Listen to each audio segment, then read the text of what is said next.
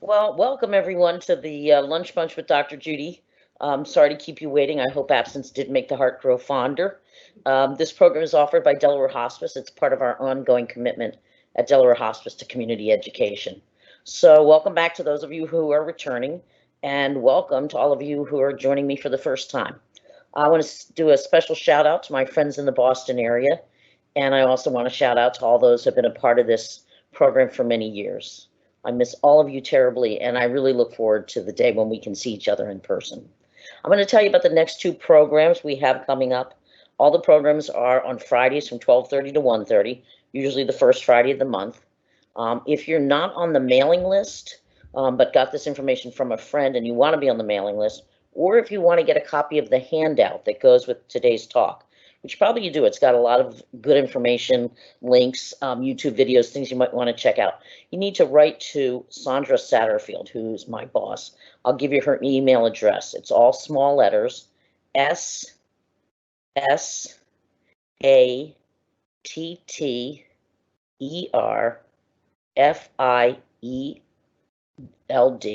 So that's short for Sandra Satterfield, S. Satterfield at Delaware Hospice, all one word, all small letters, DELAWAREHOSPICE.org.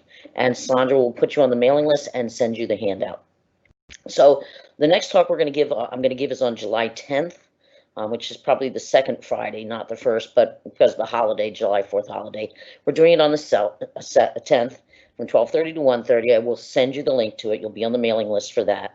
And we're going to look at the many benefits of expressing appreciation.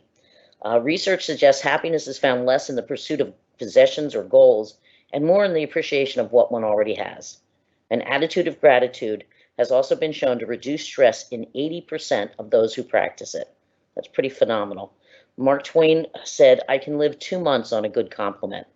In reality, both the giver and the sender receive benefits, physical and emotional, from giving compliments.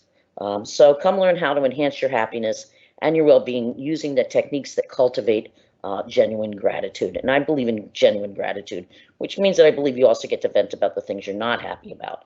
It's got to be real, got to be authentic. And on August 7th, we're going to do a talk that I call your most embarrassing habit is a gift from your insides. All of us engage in behaviors and have thoughts we know are irrational, and yet knowing that doesn't make them stop.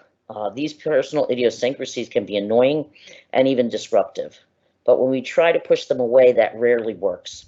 What might be more helpful is figuring out where they stem from. Even the most seemingly irrational behaviors probably make sense if put back in their original context.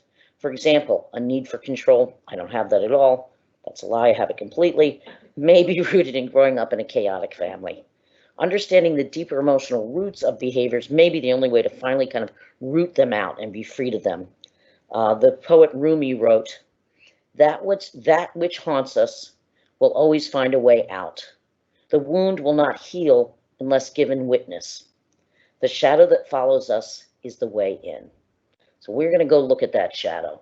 Your most embarrassing habit is the part of you that refuses to lie about the fact that something still hurts inside, that something is troubling you. So join us for that workshop so you can unlock that secret and unlock your life. It's one of my favorite topics. So let's continue today with today's topic, which is coping with the pandemic part 2. We're going to look at loneliness, anxiety, and insomnia. I know I'm certainly struggling with some of those, and if you are too, I assure you, you are not alone. Let me have a little sip of coffee here. People often ask me, am I the only one who's lonely? I can assure you, you are not. Diana Rabb from Psychology Today talked about how loneliness feels even more difficult to address during this pandemic. She wrote, under normal circumstances, loneliness would be something we have some degree of control over. But the COVID-19 pandemic is making us feel as if we have little control over our lives and our feelings of isolation. So the good news is, I'm going to get to this in more depth soon, is that even micro moments of connection, even brief encounters with other human beings, can have profound impact on both the receiver and sender of a brief moment of empathy. So we're going to talk about how micro moments of connection can actually give you the benefits of more full-blown connection. The important thing to keep in mind, because sometimes now we only have time for shorter connections, and certainly not necessarily in person. Loneliness had already begun to become a public health crisis even before the pandemic. Jesse Dushar in Time magazine wrote, "The coronavirus has exacerbated that problem. With most face-to-face socializing for people still under lockdown orders, indefinitely limited to members of their own household, loneliness is a growing problem. For the 35.7 million Americans who live alone, that means no meaningful social contact at all, potentially for months on end." I'm not sure if you have a phone or you know how to use a computer. In a survey by Cigna Health, 61% of 10,000 people, 61% of 10,000 people said they were feeling lonely. So the majority of people are feeling lonely. Survey of over 1,200 people ranging in ages from 18 to 75 found that at least 20% from every single age group reported feeling lonelier than usual. So on top of the high rates of loneliness that already exist, every single age group felt lonelier than in the past. It also doesn't help that family and friends I was going to say, about 40% of older Americans routinely experience loneliness. So this is really much more of an issue as well for older Americans. And since the pandemic, 1/3 of adults over 70 say they're lonelier than usual. It doesn't help that family and friends are reluctant to visit their senior family members because they don't want to expose them to the virus, since they have an increased risk of dying from it. Totally understandable, but certainly contributes more to the loneliness, which requires us to then take innovative measures to find a way to connect. Research suggests that loneliness increases the risk for depression, lowers the immune system, and it raises blood pressure. Among seniors, loneliness increases the likelihood of death by 26%. Loneliness is very deadly for seniors. It increases the risk of dementia by 64%, and it can be as damaging as smoking 15 cigarettes a day. Connection, on the other hand, and here's the really good news, has been linked to improved recovery from illnesses such as cancer, heart disease, pulmonary disease. So it's linked to recovery from all of those illnesses, and it's also associated with increased longevity. I don't have the statistic in front of me, but Dean Ornish, who wrote a wonderful book about this, had an entire chapter measuring the impact of connection, and it was often just with one other person, some cases even just with a pet. But connection predicted longevity better than things like alcohol consumption, cigarette use, weight, exercise, things that your doctors ask you about all the time. The one thing they don't think to ask you is, how connected are you with other people? So how do we get more connected? Well, one of the key things they've discovered is that having a positive attitude and positive expectations regarding connection is absolutely key. A research study that evaluated different approaches to reducing loneliness found that the most effective program was one that taught people to counter their negative thinking about themselves and others. Really important to know. Most effective program they had was one that helped people feel more positive about themselves and others. They suggest that those who are chronically lonely are more apt to be particularly sensitive to and watch for rejection or judgment by others. Now, I think we're all pretty prone to this. We're always afraid when we're in a room full of people or meeting other people, we feel like we're on a job interview. We feel like we're being sized up. And since most of us are painfully aware of our flaws, we live in fear that other people will see those flaws. And so if you're already a little anxious going into a social situation, unfortunately, you're going to be even more prone and more cued into anything you experience as negative social information. And in an uncertain situation, we assume the worst. Believe me, many of us are prone to this. For example, if you're in a room with a lot of people, or you're sitting next to somebody and the person next to you is pretty quiet, we may assume that they don't like us. That's not an uncommon tendency to assume that because somebody's quiet, it must be us. They don't like us. And what we're doing is we're really projecting our own inner criticism onto the perceived judgment of others. Whatever we don't like about ourselves, we assume others see that in us and have the same judgment against us. Saw a great quote the other day that said something about The good news for those of us who are worried about how people think about us, the good news is that they really aren't thinking about us, because mostly in a social situation, probably the person next to you is worried about whether you like them as whether they like you. But the expectation that things won't go well can become a self-fulfilling prophecy. It's important to understand that this pattern of negative thinking grew out of real life experiences, maybe rejection in childhood by peers or parents. So you didn't just come up with this idea that people aren't going to like you. You've had experiences that made you think that and believe that. Even if it's a distorted belief, many of us carry it, and it does come into how well we open our hearts to other people.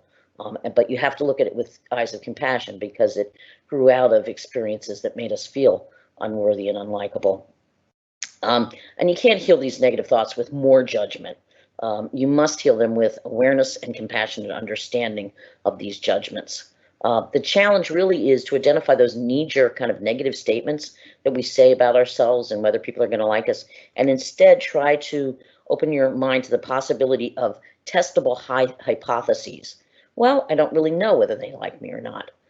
So we have to assume that some of our knee-jerk responses could be wrong.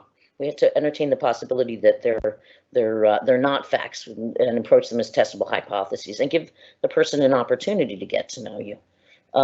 You can consider other possibilities, like perhaps I will have a good time, instead of the minute you're about to engage with somebody being afraid that it's going to be terrible. And maybe those judgments aren't that person's judgments; they're really my own. The goal isn't really here just to put on smiley face and be positive, but it's to be open to the possibility that you might have a positive exchange with another human being, and that others really aren't judging you. So you don't have to really completely be able to, evaporate those thoughts in your head that I'm not worthy. You just need to be willing to consider the possibility that they're your judgments and they're not the judgments of other people, and at least be willing to sort of test the hypothesis that perhaps they will like you or you will have a good time. Most of us are very fearful of rejection, and our inner critic and negative thinking really emerged as a way to be self-protective. If we got judged as children, it was very painful. So it's almost like we do unto ourselves what we fear others will do unto us. So, for example, if you had a parent who always picked on you, you're always trying to think about the thing you did wrong so that you're not making yourself vulnerable to that criticism. So have compassion for where this come from. It came from experiences where you felt like this was the only way to defend yourself. So don't beat yourself up on top of everything else.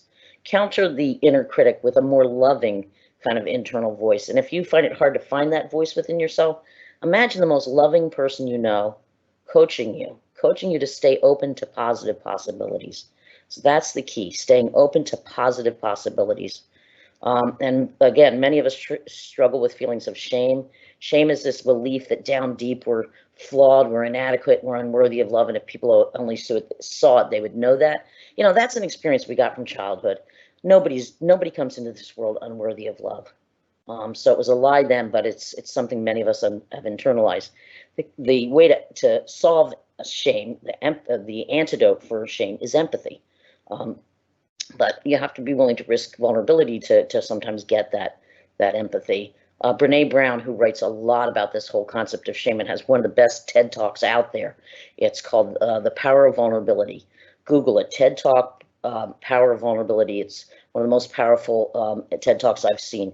She says you can develop a resilience to shame, and she's got a whole lot of books on that topic that you'll find on your handout. So what you really have to do to get close to people is you have to be willing to be vulnerable.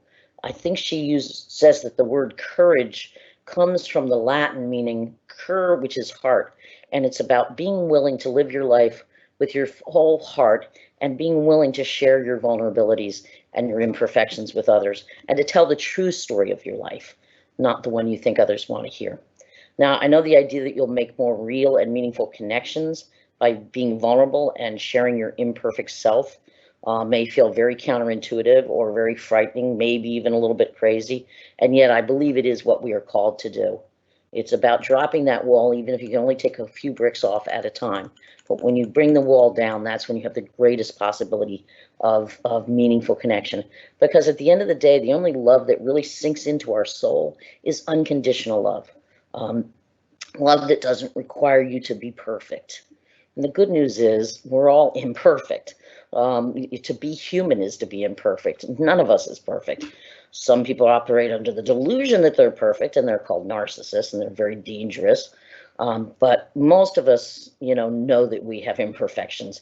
So unconditional love is when you really let yourself get close to people and know that you're not perfect and that they don't expect you to be perfect.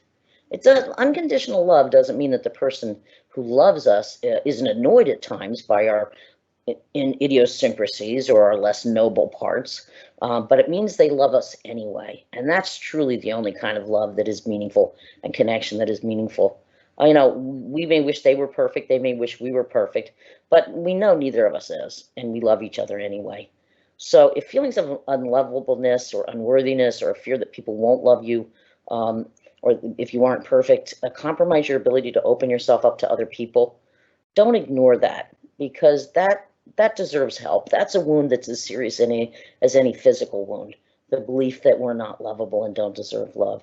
Because love is the key to enriching and enjoying our lives. So if you cannot unlock the key to your heart because the key is on the inside, please let someone help you with that.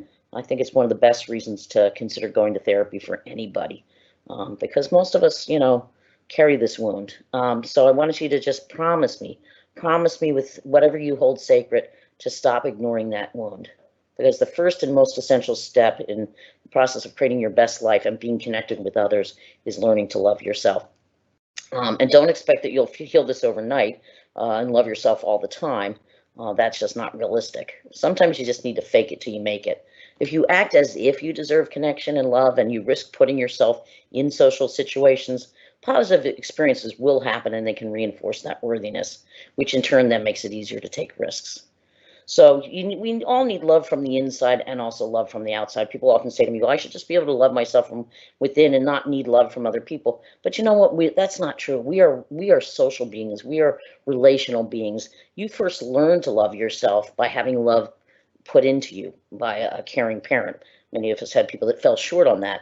But, if you don't internalize love as a child, it's very hard for you then to have that pocket of love inside yourself to draw on. So it's not an either or. You need love from within and you need love from without so that you can keep that love within going. And you need that love within to draw on when maybe you are alone and don't have other people to help you with that. So I just want you to know that whoever you are, you matter, you have value, and that every child born into this world deserves love.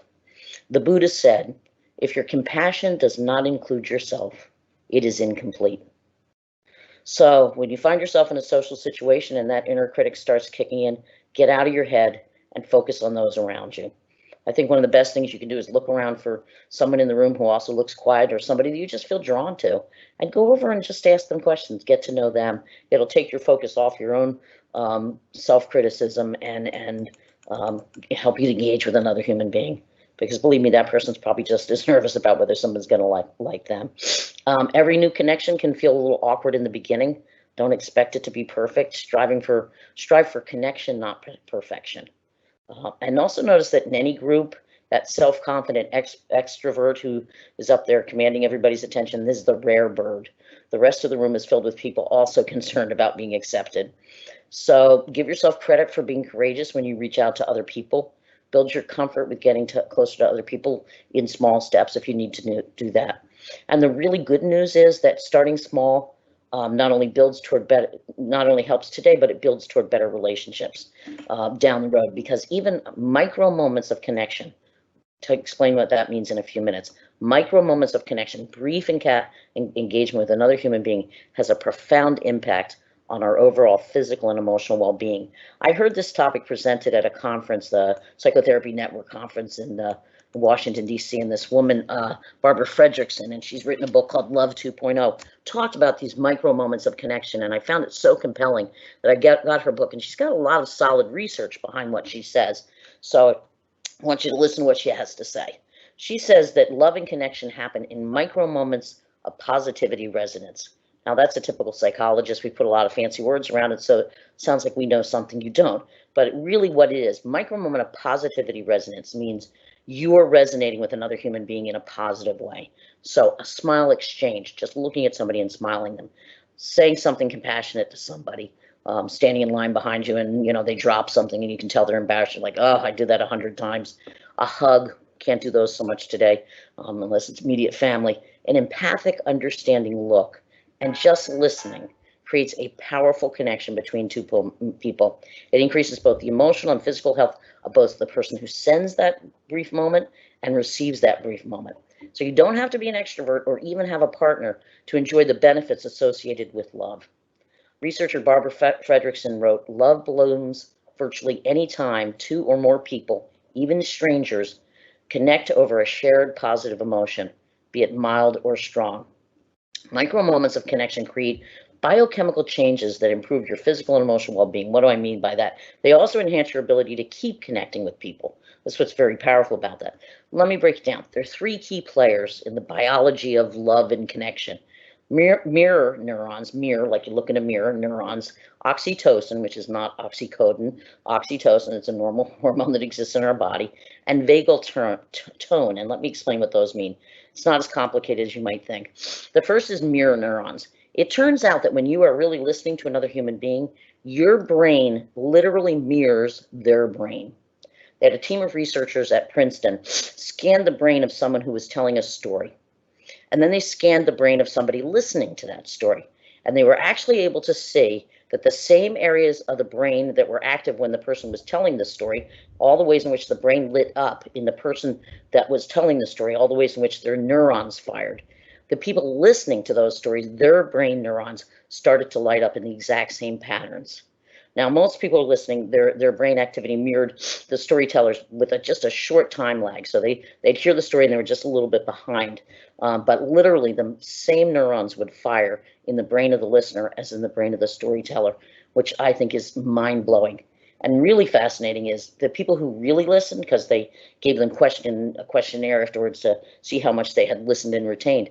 The people who had really listened well, their brains actually anticipated where the storyteller was going. So as they listened, they were a step ahead of the storyteller in terms of the parts of the brain that were lighting up, which is just phenomenal. So when we listen, we really, really listen, our brain literally reflects back the brain activity of the storyteller. So we have these things called mirror neurons, and that's what they do when we're listening to somebody else. And the amazing thing is it really shows that our brains are wired for connection because we have these mirror neurons. Now, the second key player in connection is oxytocin, which is often called the love and cuddle hormone. It is a hormone that we all have in our bodies, and it's something that you can increase in your body just by behaving kindly, sharing something personal with another person. That raises your oxytocin level. A good example of something that raises your oxytocin level is you're in the grocery store and there's a mother trying to handle a kid who's screaming their bloody head off, and part of you wants to scream at the kid and scream at the mother, but instead you look at that mother and you go, "Oh, sorry, I've been there, we've all been there." Some kind of empathic look. That empathic exchange between you and that other person raises the oxytocin level in you and in the person who receives your empathy. And the reason that's important is because the increase of oxytocin lowers your heart rate, lowers your blood pressure, reduces feelings of depression, and actually even increases pain tolerance. So oxytocin is a good thing, and you like to have it elevated.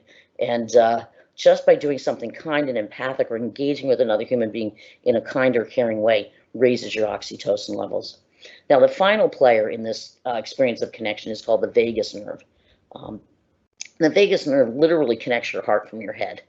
According to Fredrickson, and I quote, "Your vagus nerve stimulates tiny facial muscles that better enable you to make eye contact and synchronize your facial expression with the expression of another person.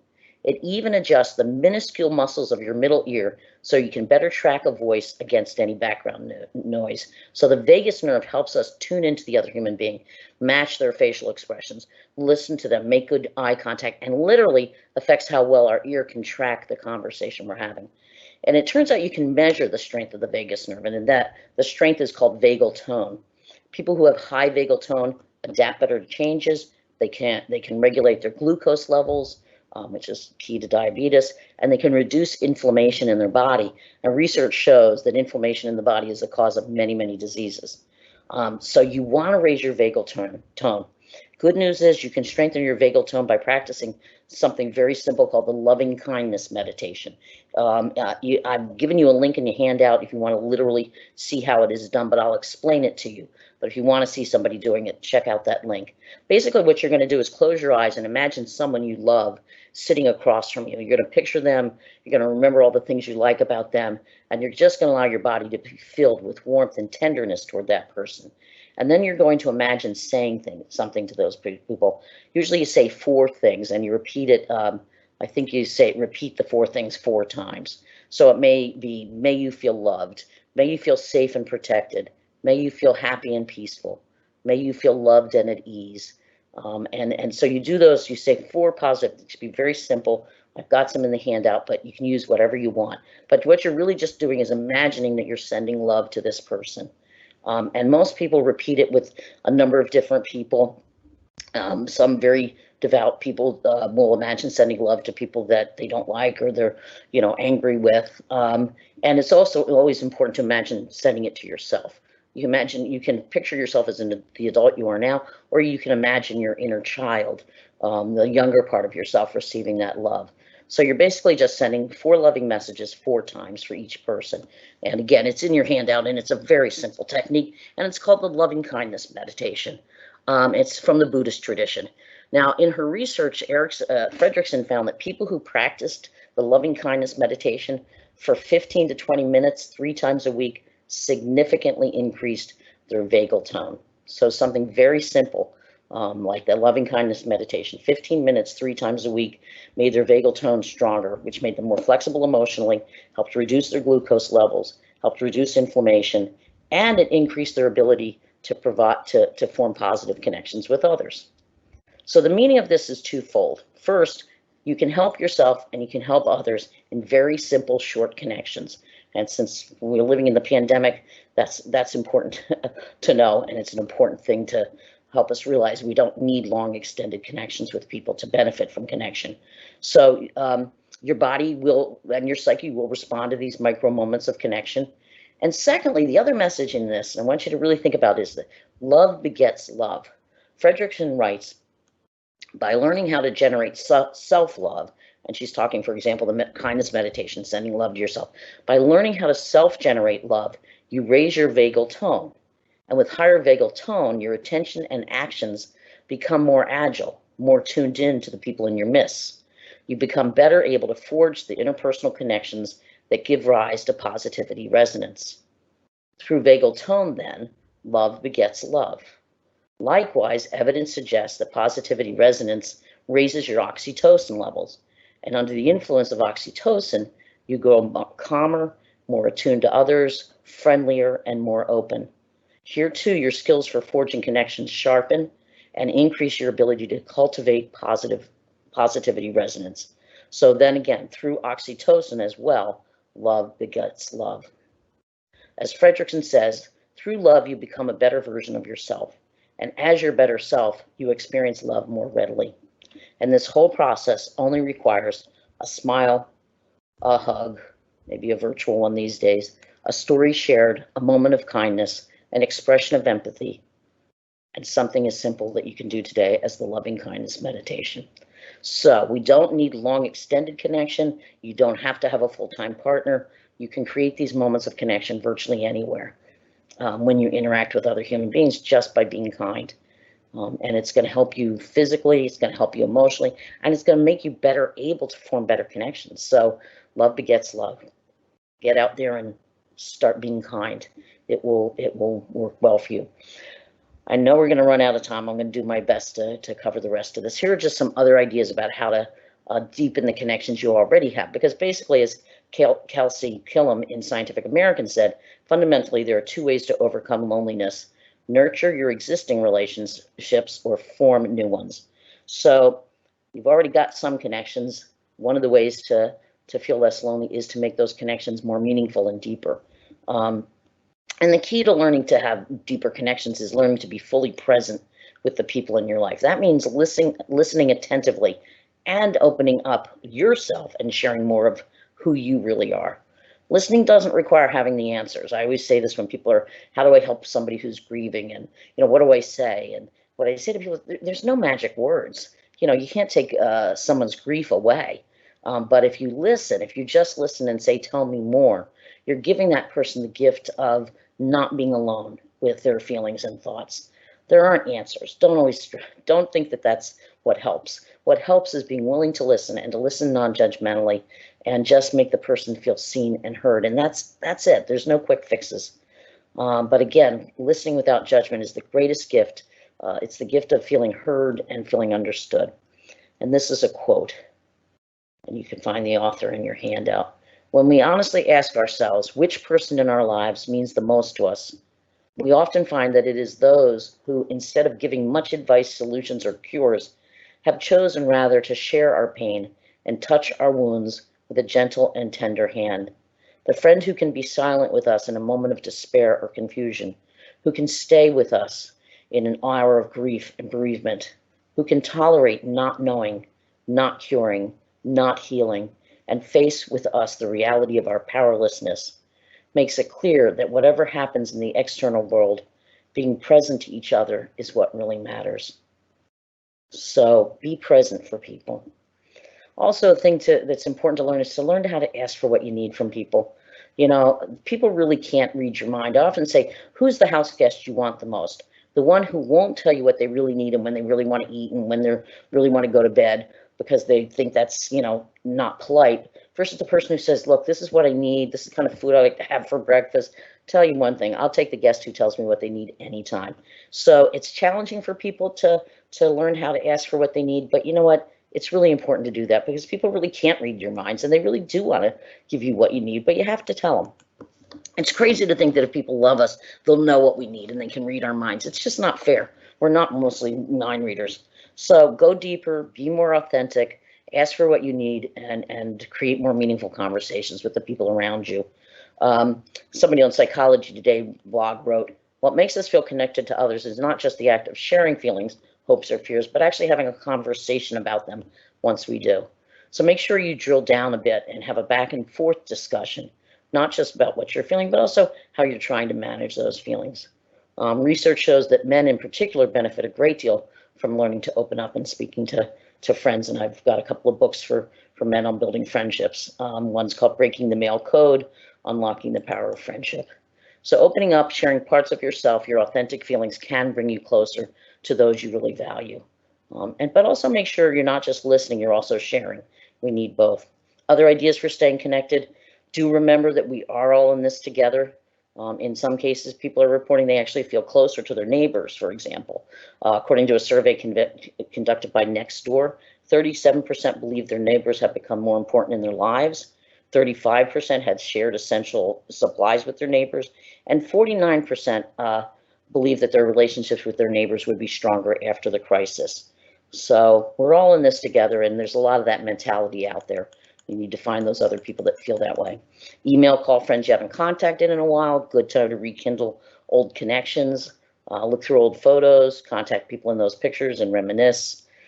Read a book to your grandchild via Zoom or chat or FaceTime or any of those. Organize a get-together on Zoom. People are having meals, happy hours, watching movies together on Zoom, so that even if you're not physically next to each other, you can do things together. House Party is an app that you can use. It's all in your handout with family and friends to play games online. You can find kindred spirit through meetups. Just go to the website Meetup. You can type in your location. You'll find lists of groups who do everything from outdoor activities to go to movies together, who are interested in photography or metaphysical books, or there's just, a group for everybody. Now, one of those groups may not be meeting right now, but they may be doing Zoom activities together. So definitely something to look into.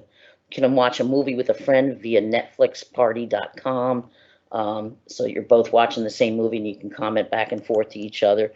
There's Facebook, FaceTime, Skype, Google Duo. They're all ways to connect with other people who you can actually see. I'm sure most of you know about that, but if you don't, I have an article that you can click on in the handout that will introduce you to some of your different options. If you're really feeling lonely and you really need somebody to talk to, there is actually something called Quarantine Chat. Quarantine Chat allows you to talk on the phone with somebody else who's stuck at home, somebody else who just wants to have somebody to talk to. So that's that's option that's out there for you.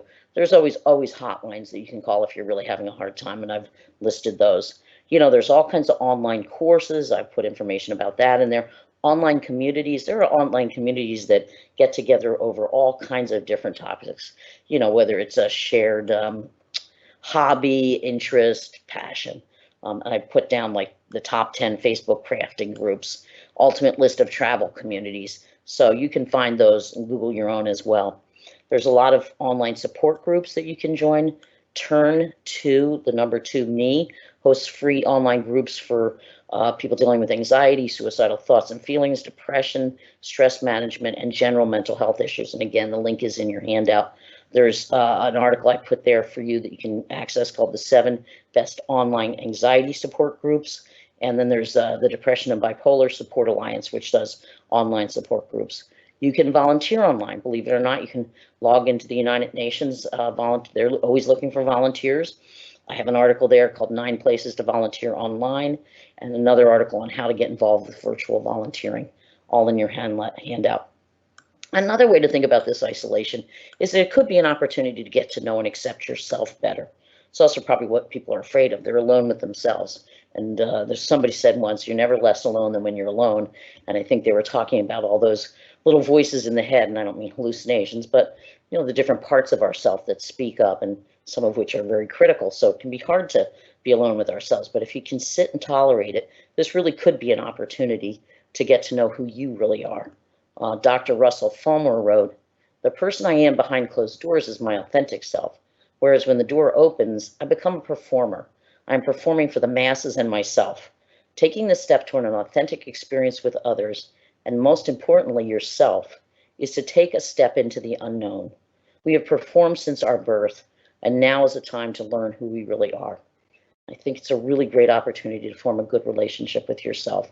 I've given you a list of personality tests you can take online as a way to start getting to know yourself, just as a way to, because even if you think they're inaccurate, that's going to give you information about, well, no, I don't think that's really true about me. Well, then what is really true about you? Journal writing, always a good way to get to know yourself. I've listed a couple of good books on that.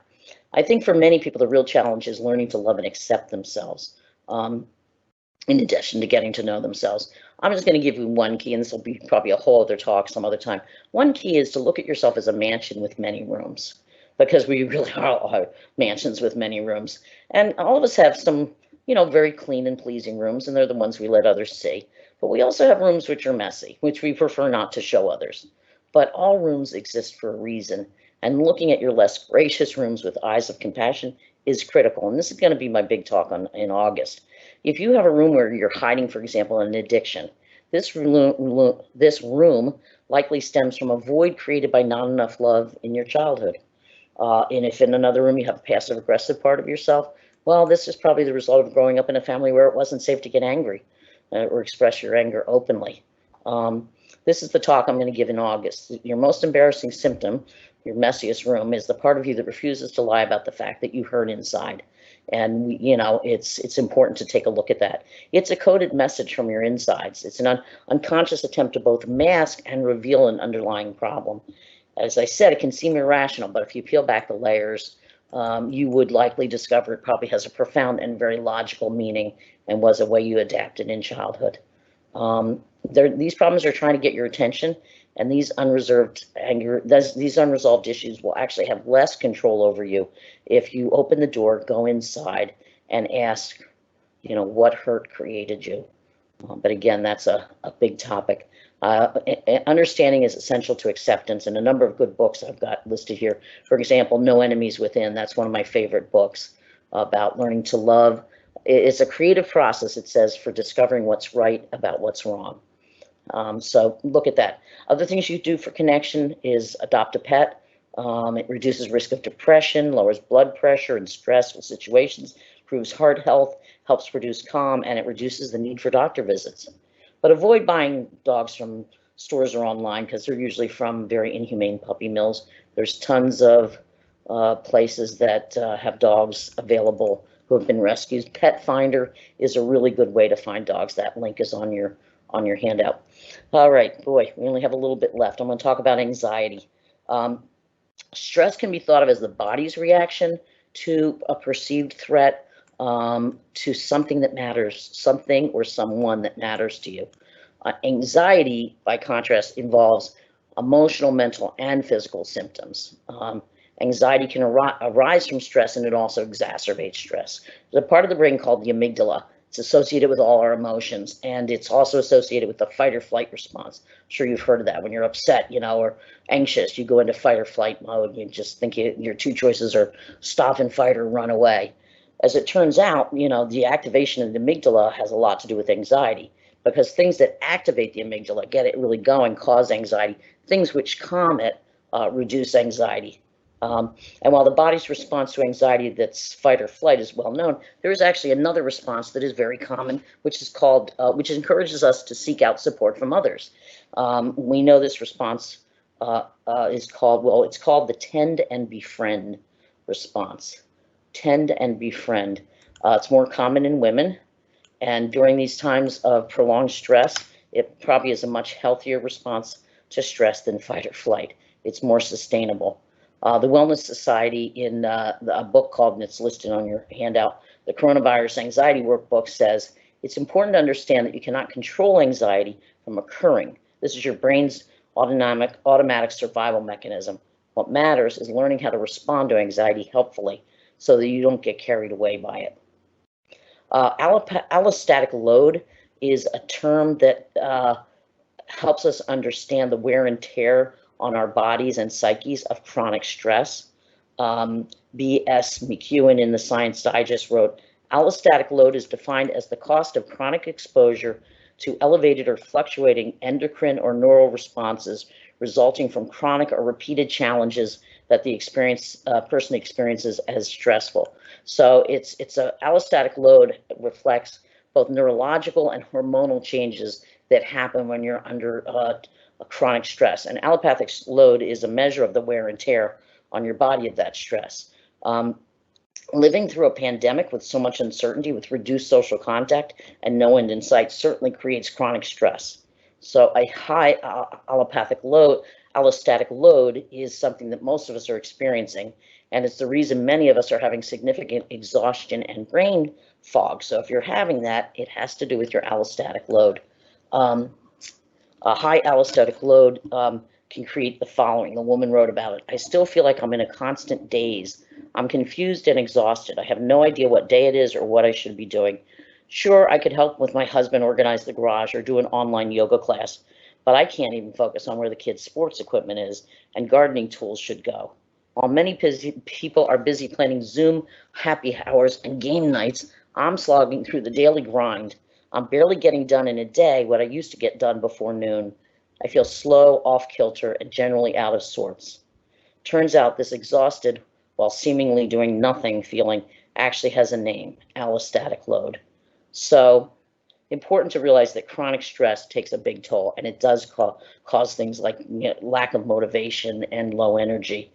Concerns about the impact of chronic stress led one author in Scientific American to suggest this is a time to treat yourself and others very gently. It's a time for non-judgment, leeway for extreme emotions, extra naps, and extra ice cream. Whatever helps you feel less afraid, tired, and lonely, do that and do it again. So just another encouragement for reducing stress by not being so hard on yourself. I know we're going to run out of time. I'm not going to go through all this. I'm going to say that there's the most common approach to anxiety is something called it's kind of a cognitive behavioral approach. What that does is it has you challenge some of the negative thinking that's causing your anxiety, some of the distorted thinking. I'll give you an example, overgeneralization. This distortion involves taking one bad experience and applying it to all situations. For example, the last time I got sick, I didn't think I was going to get sick, and I did. I bet I'm going to get sick with the coronavirus. So it's overgeneralizing, catastrophizing, which involves assuming the worst is going to happen. You hear people dying, and then you immediately start picturing everybody you know dying. Filtering, that means you're filtering out the good stuff and only noticing the bad stuff. Black and white thinking, jumping to conclusions prematurely. These are all the kinds of thinking problems that lead to anxiety. Emotional reasoning is another example. I feel something, therefore it must be true. I feel really scared, so something bad really must be about to happen. So with cognitive behavioral, they help you identify those thoughts and then challenge them. They use something called the think technique. True. T is true. Is it 100% true? And if not, what are the facts?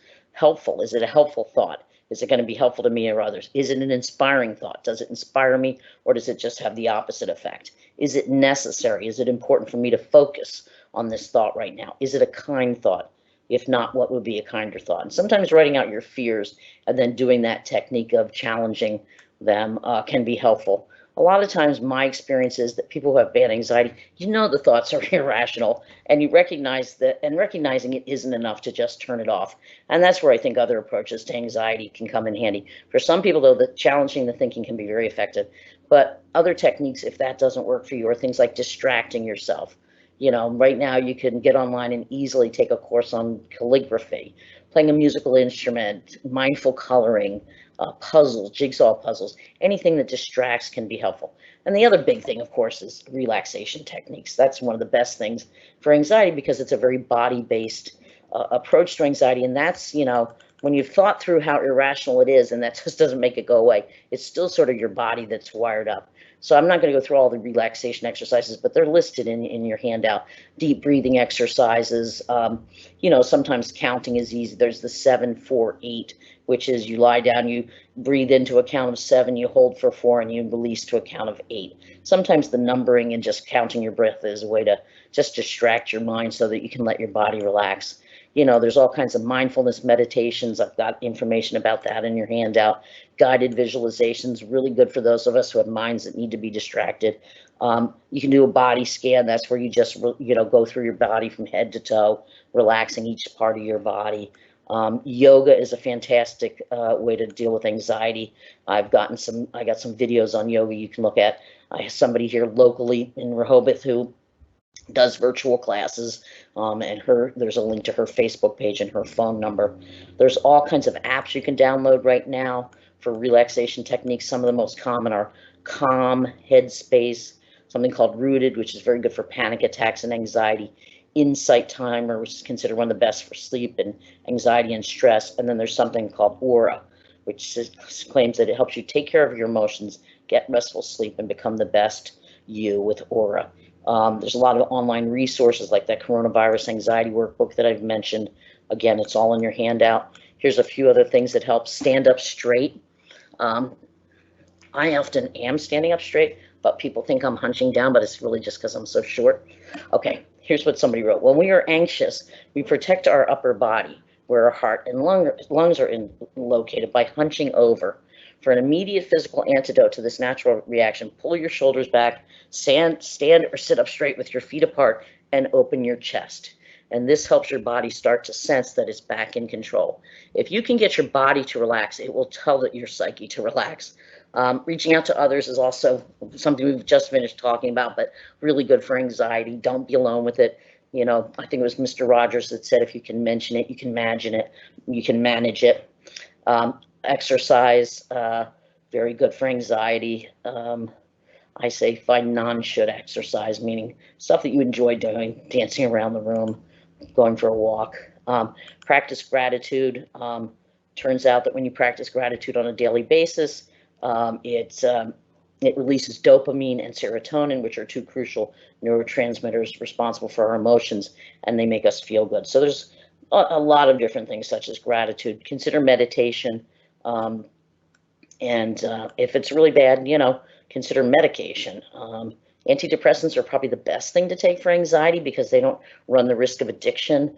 The benzodiazepines like Ativan and Klonopin, they're really only appropriate for short-term use because they're so addicting. Antidepressants are not addicting, and they will dramatically improve anxiety. So things like Prozac, Zoloft, Paxil, Lexapro, we've got them listed there. So talk to your doctor if you're really having persistent and chronic anxiety that's getting in the way of your ability to function. There's nothing noble about suffering unnecessarily. There really isn't. That was a lie that I know I was taught, and I think many of us were. We'll have plenty of opportunities to suffer that we don't have any control over.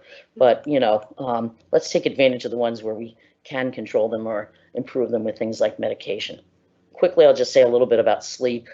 Even before the pandemic, 30 to 35% of adults suffered from insomnia. And since the pandemic, a survey by Sleep Health found that 22% of those surveyed said they had even poorer quality sleep since the pandemic. Part of that's anxiety. Some of it's that our sleep schedules have changed because we don't have to get up at the same hour necessarily.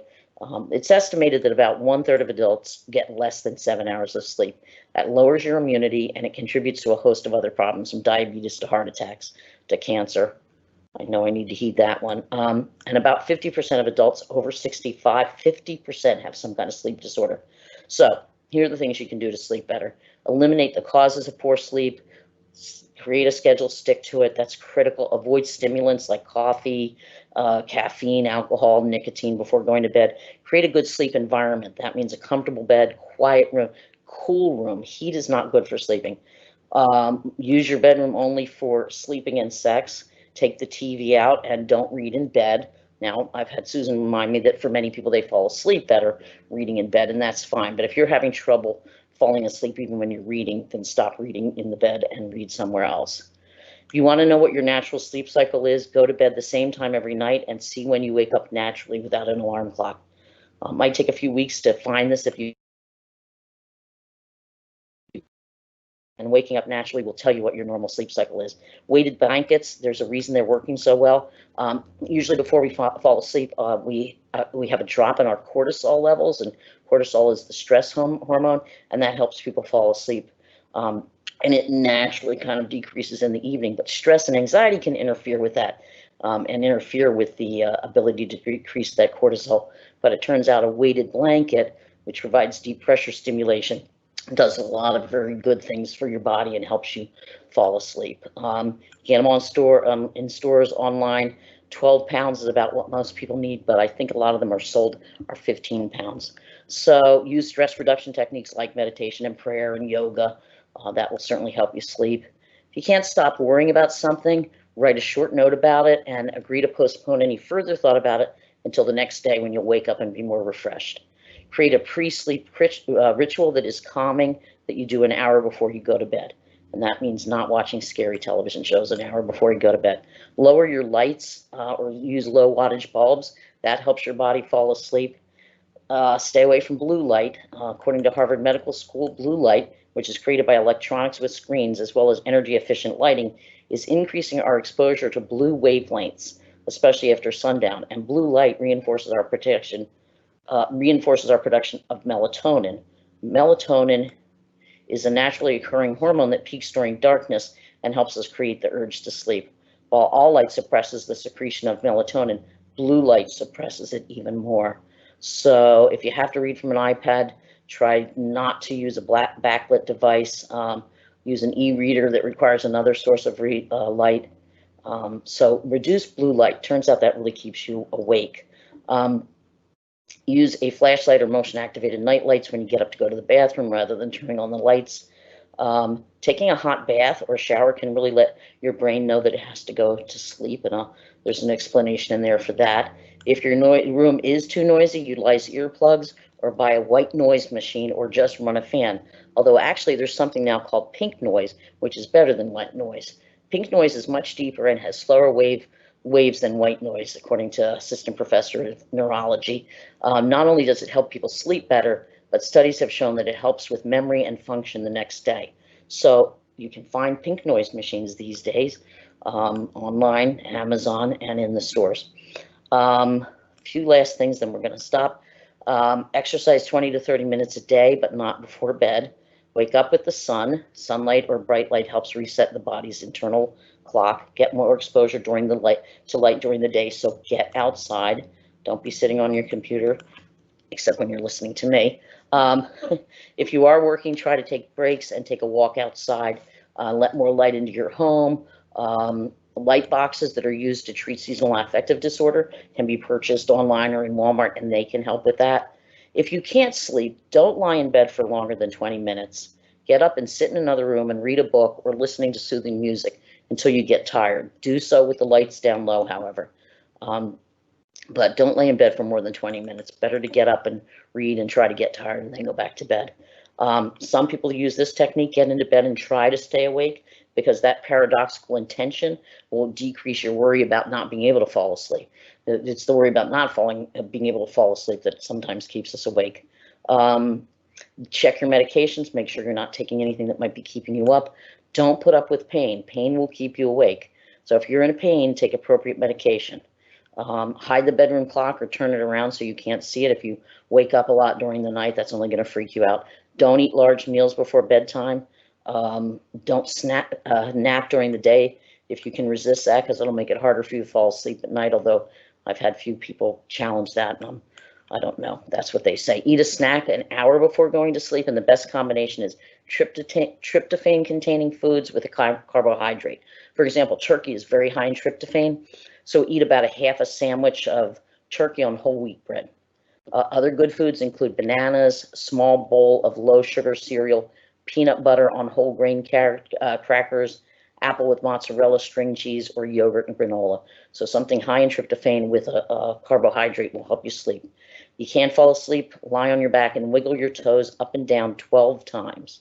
Wiggling the toes of both of your feet at the same time. This apparently will relax your entire body inside and out and is known to help people fall asleep. Rub your stomach. This soothes the digestive system and can put you into a state of relaxation. I have a description on how to do that. I also have the medications, prescription medications. If you really go through a bad phase where you just cannot fall asleep, and people think, I'll be so tired, I'll definitely fall asleep tomorrow night, and then they don't. So sometimes you might need a medication on a very short-term basis just to reset your sleep schedule. But again, usually most doctors will not give you more than 10 of these, and there's a good reason for that. There are a few that work differently. For example, Rosaram, I don't know how to say that. It works differently than other medications because it actually triggers melatonin receptors, which are associated with better sleep. Also, Sonata is something that's helpful for people who can fall asleep but wake up in the middle of the night and can't fall back asleep, because it's basically a form of Ambien that only is powerful for about 4 hours. So if you wake up to 2 or 3 in the morning, you don't want to take something that works for 7 hours because you're going to be groggy when you have to get up. But Sonata only works for 4 hours, and that can be helpful. Antidepressants are actually very helpful for sleep because anxiety triggers a lot of sleep and sleep problems. Some of the antidepressants that are used a lot for sleep are things like trazodone, and it's been known to be very helpful. All right, if you wake up groggy, that's me, drink some water and get outside for a 20-minute walk. I'm very lucky to have my dog who allows that for me. Hydration helps with grogginess, so drink the water. Low intensity exercise can eliminate fatigue symptoms by 65%, so go outside and walk. The light will wake you up, and a meal within an hour of waking will help get your brain started. If your insomnia continues for more than 2 weeks, you really should see your doctor. You should also see your doctor if you have other sleep problems, such as maybe sleep apnea, which is characterized by very loud snoring, morning headaches, waking up gasping for air, excessive daytime sleepiness, restless leg syndrome, excessive daytime sleepiness syndrome. Contact your doctor if you can, if you're really having persistent problems with sleep. All right, time to end. There's a lot of resources on this handout, reading list, references. Make sure you get a copy of it. I'm going to end with a few quotes. The experience I had is that once you start talking about experiencing a mental health struggle, you realize that you're actually part of quite a big club. And Prince Harry said that. Life doesn't make sense without interdependence. We need each other. And the sooner we learn that, the better off for all of us. And that was Erik Erikson. Anything that's human is memorable, and anything that is memorable can be more manageable. When we talk about our feelings, they become less overwhelming, less upsetting, and less scary. And that's my favorite, Fred Rogers. And lastly, you are the only thing in the world above all other things that you must never give up on. When I was in middle school, I was struggling with severe anxiety and depression, and with help and support I received from my family and a therapist, it saved my life. Asking for help is the first step. You are more precious to this world than you'll ever know. All right, I'm going to minimize this, and I'm going to see if I don't know if I have time for questions. Matt, do I have many questions coming up, or where are we at with that? I haven't seen any questions come in. Okay. All right. Well, I'm going to just thank everybody for joining us. And remember, July 7th will be our next talk, and we're going to talk about the attitude of gratitude. And thank you all for joining me. And again, if you need a copy of the handout, write to Sandra Satterfield, and the email address is Satterfield, SSATTERFIELD, Satterfield at DelawareHospice.org. And you can try and reach me as well. And my email address is just my name, all in small letters, Judith Pearson at juno.com, and it's JUDITHPIERSON at juno.com. Thank you all again, and I will see you in a little bit more than a month. Take care and enjoy summer. Bye-bye.